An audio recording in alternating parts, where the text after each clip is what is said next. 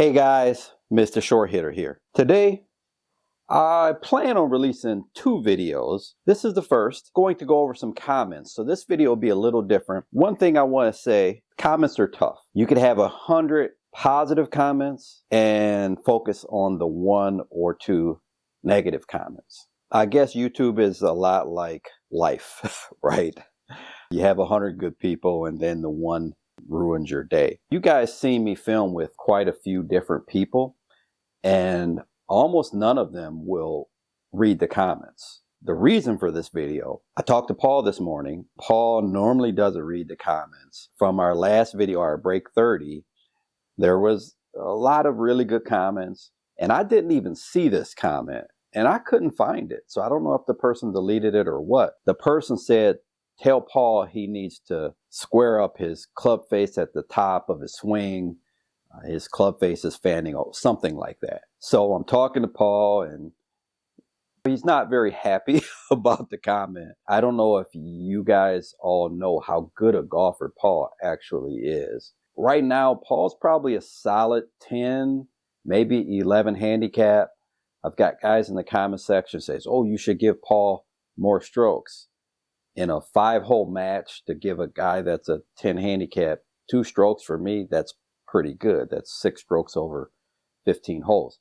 But anyway, wasn't long ago, Paul won the senior championship at our home course. Maybe it was 4 years ago, Paul won another tournament that I played in where he shot 2 over 74 at a private course that was a pretty tough golf course. Paul's a good player and he knows what he's doing, but it's just the nature of the beast. So I want to go over some comments that I received. This won't be heavily edited, so this is more for the guys who say that they come to the channel because of my personality and they like me.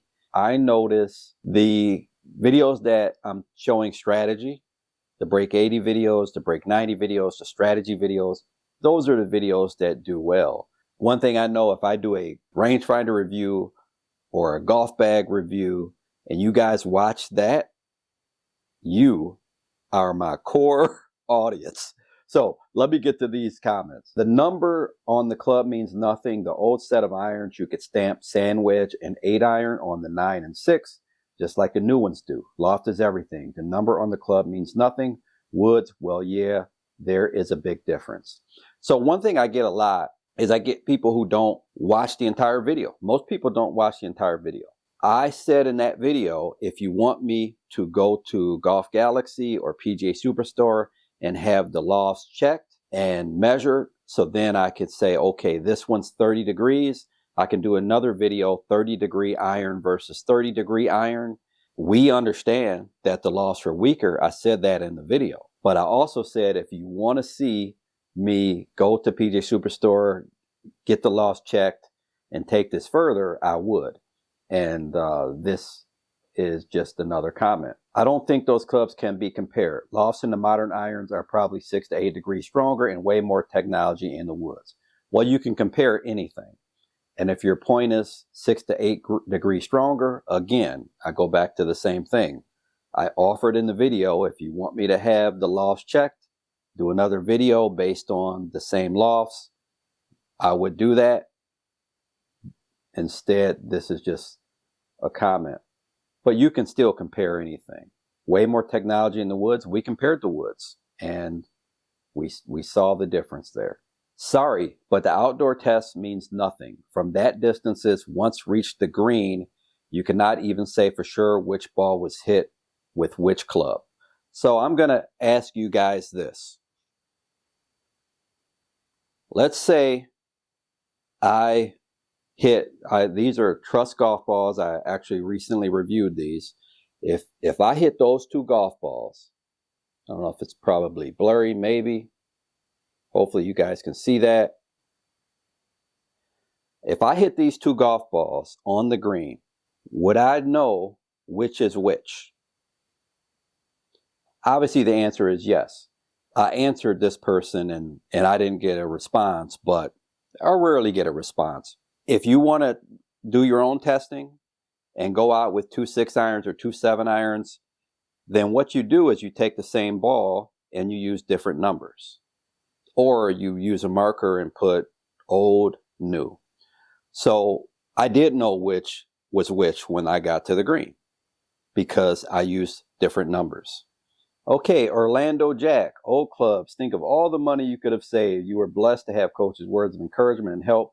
Your coach reminds me of my dad. I think you're wrong that we aren't interested in your story. You're a friend to us and we respect and care about you. Merry Christmas.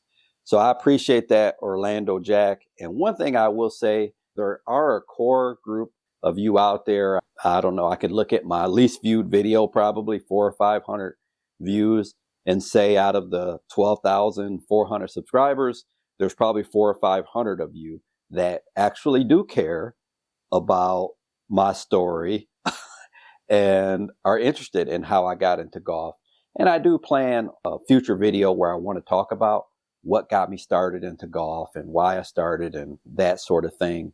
But I do know that video is probably going to get less views because there's only 400 or 500 people that are probably interested in that. People want to be entertained or they want to learn something. They want to be educated.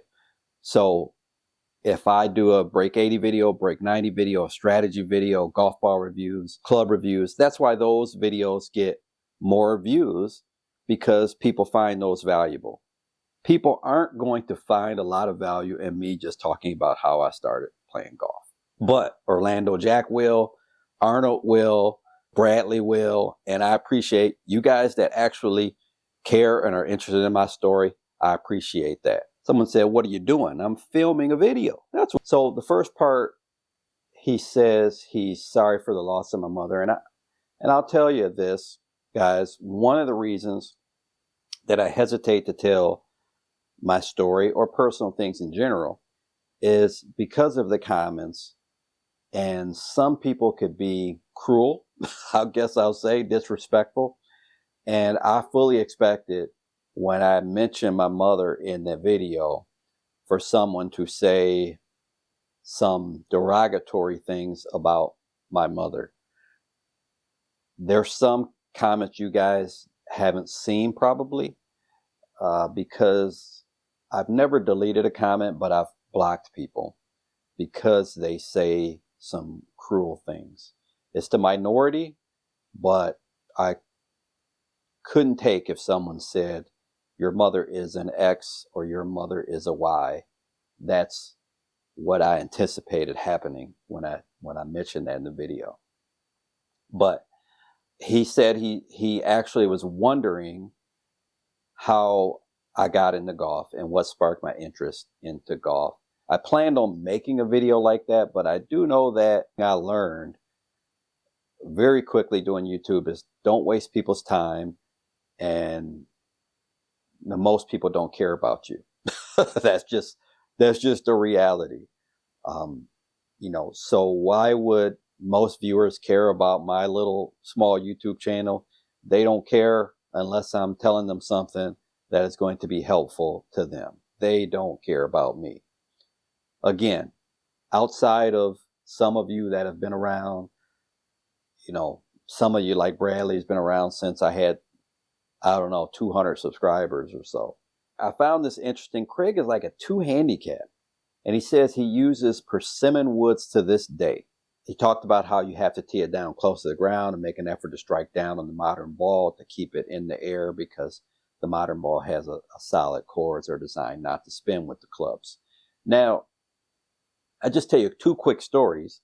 One, Coach said in 1961 in Colorado, he hit that driver 300 yards. That's one story. Now, Colorado, the ball flies further, but still, 300 yards with that driver is pretty darn awesome. I talked to Brian. Brian told me that story. Now, another story is when I was in college, I believe my sophomore year, we played against this team, Olivet Nazarene, and they were in our conference. Their top 2 players, Ryan Newell, Ryan Snow. Ryan Snow, the shortest hitter I've ever played against. He was like the only one out there that was actually shorter than me. Ryan Newell was the longest hitter on their team.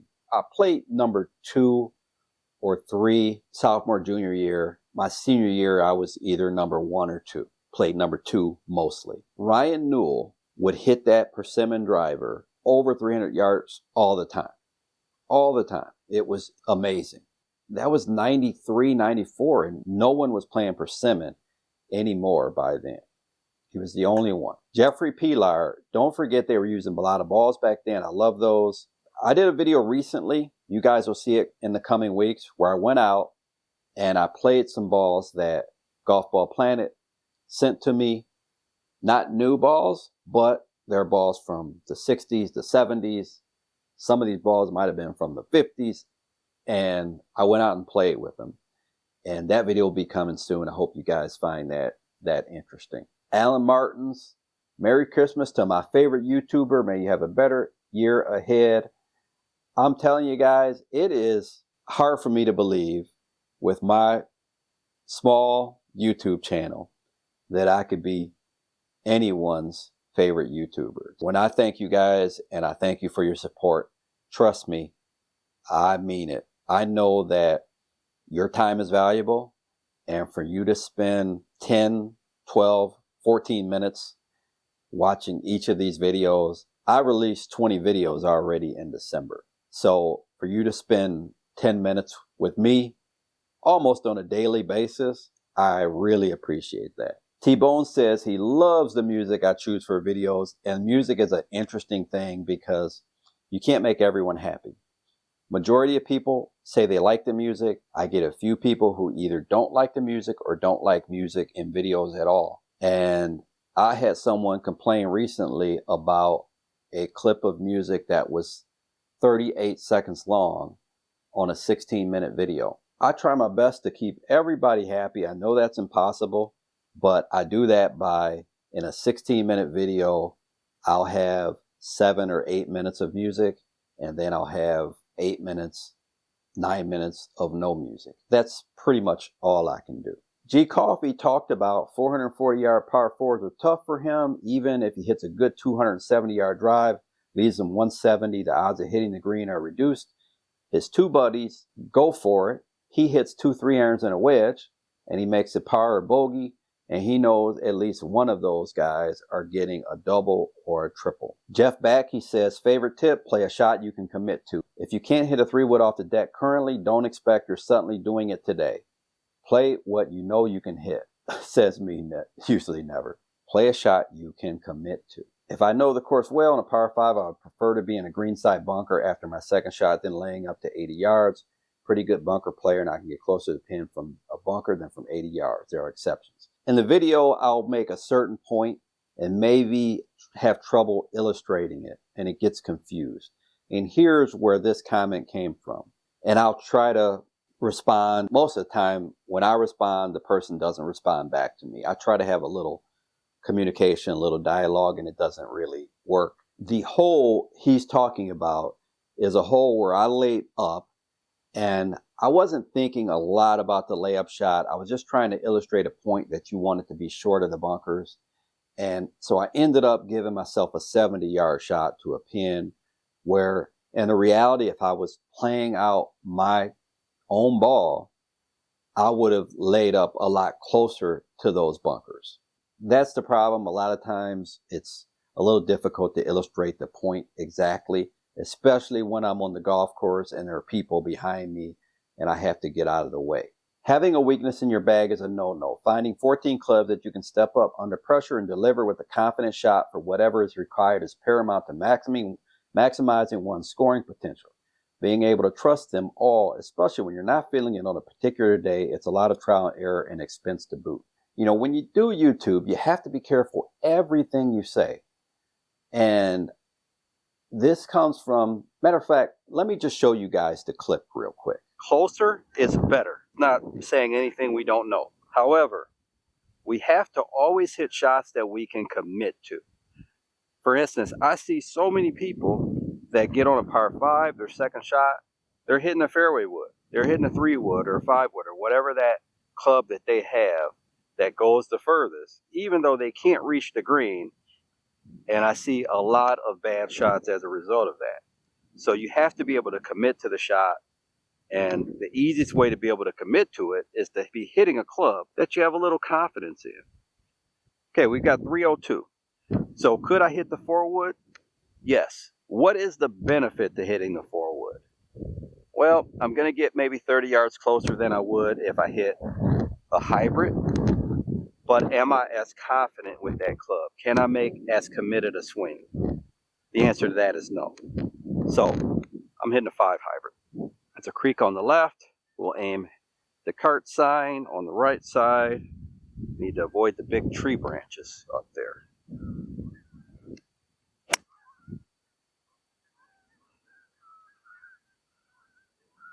Now, am I going to have a longer approach? Yes, but it was a real stress-free swing because I knew that this club was an easy club for me to hit.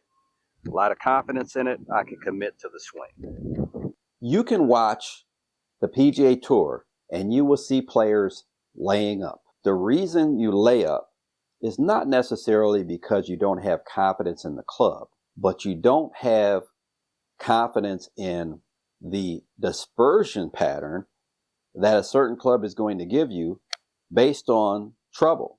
So I don't know if I'm missing something in his reply. I was trying to, again, get a dialogue to figure out what he was talking about, because I'll tell you, you can talk to pros, and I've played with guys that are +2, +3, +4 handicaps, and they all lay up at times. In the scenario I was in on that golf course, they wouldn't just take a 3-wood and fire it at the pin. They wouldn't do that if they cared about what they were shooting. It's just not the way people play golf. Golf isn't target practice. You will see it all day long. Go watch the PGA Tour. They are not firing at pins. I think I just read something from Ricky Fowler who said 95% of the time he's aiming at the middle of the green. Let's think about some of the great collapses we've seen. Gene Van de Velde, Greg Norman. You think Greg Norman didn't have confidence in all the clubs in his bag? You still have to play the correct strategy. If Gene Van de Velde would have hit a 7-iron off of that tee, he would have won that Open Championship. This may be my favorite comment of all time. Dizzle fo shizzle 4980. Relax. Most of the people on public courses are going to do everything you talk about. If you don't want people doing this stuff, join a private club. I replied to Dizzle for shizzle, and he didn't reply back to me. From the comments that I received on that video, which was the 17 things not to do, I saw a lot of you guys out there that play public courses just like I do and follow the rules and do a good job with etiquette and not annoying other players on the course. And I'll tell you, I've been golfing for almost 40 years now. And you guys see me film with Brian, with Tom, with Paul, with Jeff, and none of them do the things that I talked about in that video. Brian and I talked about it the other day. We've played with hundreds of people. We've always played public golf courses. And the majority of people, they do a good job with etiquette and are very respectful of the people they play with. Yes, there are people that are a little rude, a little discourteous, like any other aspect of life. But I think in general, even on a public golf course, you're going to find more good people than bad. I don't need to join a private club, and I am not going to join a private club. Just wanted to talk to you guys, get some of this out before the new year. I've appreciated you guys that are watching. I'm sure this video will get some people that will unsubscribe because they don't like what I said. But that's the beauty of having a small channel. My channel is small. It's always going to be small. So I can just speak my mind freely, and however it unfolds is how it unfolds. By the time this video comes out, I hope to have the golf video edited. And if I do have it edited, I'll put it right here. If not, look out for it because it'll be coming out before the end of the night. I think it's supposed to get up to 42 degrees tomorrow. I'll be out filming again. And I think I'm going to have a video every day until the end of the year. So I appreciate you guys watching and stay tuned to the next video. to go. Just play 13.